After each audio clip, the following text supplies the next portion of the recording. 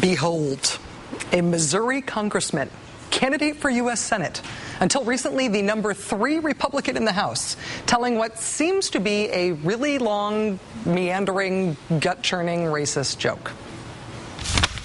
Supposedly at the turn of the 19th century, the end of the 19th century, the beginning of the 20th century, there was a group of British occupiers in a very lush, very quiet, very peaceful, very uneventful part of India.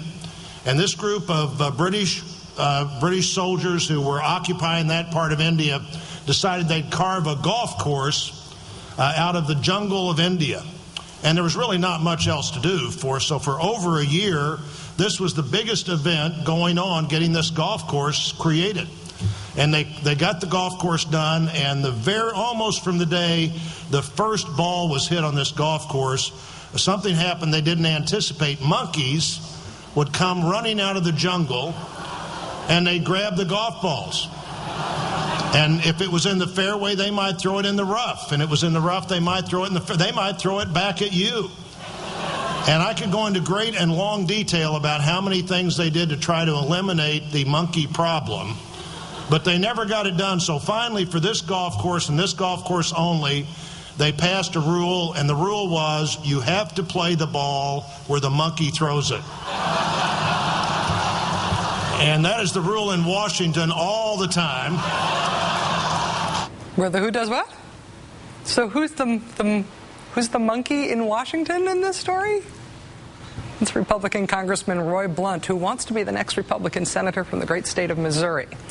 Mr. Blunt performed his lamentation of the Washington monkey at this weekend's Values Voter Summit in Washington, which, in addition to hosting most of the Republican congressional leadership and most of the probable Republican candidates for president in 2012, it also had some kind of strange stuff going on.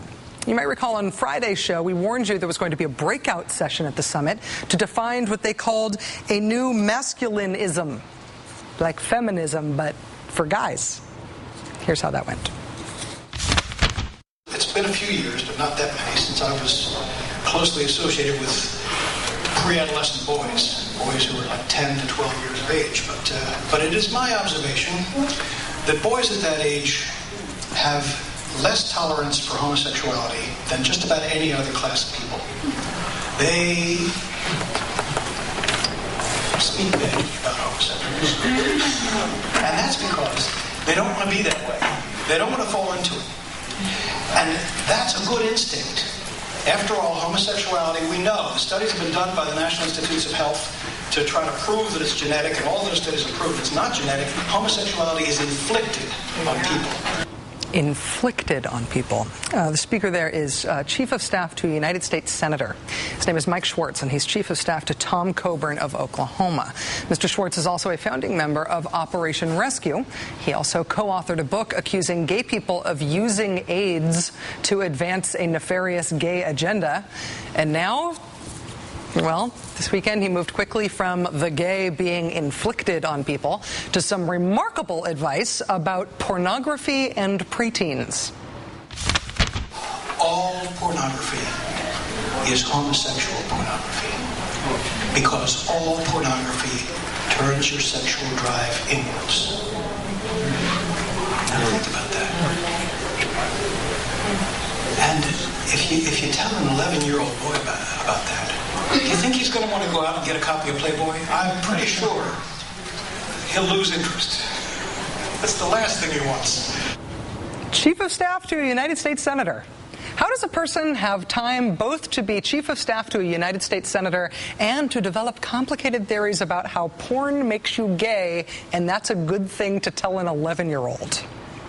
Under the same roof as that breakout session at the Values Voter Summit, the Most Absurd Award Ceremony Award was unwittingly being earned by the Values Voter Summit organizers.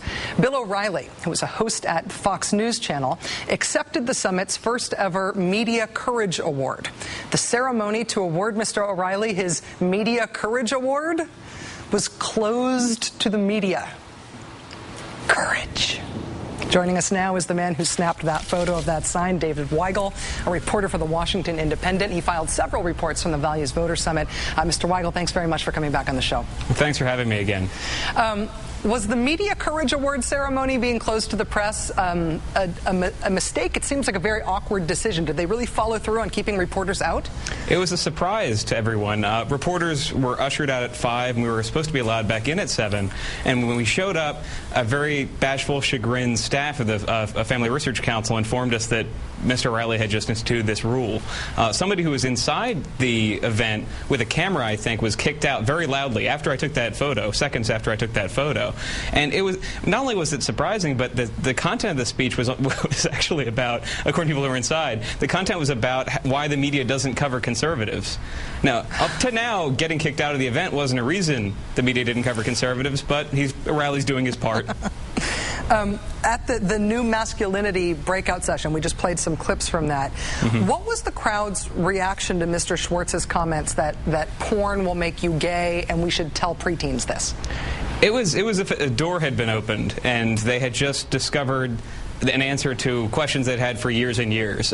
If it's not audible on that tape, there is a gasp, and a bit after he explains the truth in the story, some people started asking about where he heard this, what the guy's name was, and they wanted to know more about this theory, because I think it cracked open a lot of theories that value voters, as they define themselves at this conference, had about why America keeps getting further from the values they like. And this was a very nice silver bullet explanation. I mean, you know that evangelicals, American evangelicals, there's a pornography addiction that a lot of these speakers talk about. So it all came together for them, and I heard gasps and people nudging each other to hear more about this. I'm also, in addition to talking about people like Tom Coburn and his staff, Senator Coburn is definitely on the far right end of the Republican Party. But I was also interested to see people like Tim Pawlenty turning up at this event. He is still talked about as a moderate in Beltway common wisdom. Can you tell us what he was like before this Values Voter Summit audience? He was revelatory, I think, because the reason Governor Pawlenty is seen as a very credible candidate to take down Barack Obama is that he's a governor of a blue state who has governed for most of his tenure with a Democratic legislature and vetoed a lot of things he doesn't like, but hewed close to the middle. Before this audience, he was pushing every single button. He compared what President Obama was doing on foreign policy to what Neville Chamberlain did in appeasing Hitler. He talked about, he called the president out for the debt he was putting on our children, and actually indulged the people who are angry about the president speaking to school children, saying, the next time you do it, you should apologize for this debt you're leveling on them. And he quoted from the verse from Chronicles that Ronald Reagan used in his inaugural, and there was a moment where everyone in the audience, not everyone, but a big portion of the audience, knew that passage and were reading it along with him. He sounded like a preacher, and it was one, something that elevated him to the number 3 position in this straw poll, but 2, just something we hadn't seen from this guy before. Certainly not part of the national common wisdom about Pawlenty, but a side of himself that he is cultivating with audiences like this. Dave Weigel, reporter for the Washington Independent, thanks very much for your reporting. Totally invaluable about this, and thanks for joining us tonight. Oh, thank you so much, Rachel.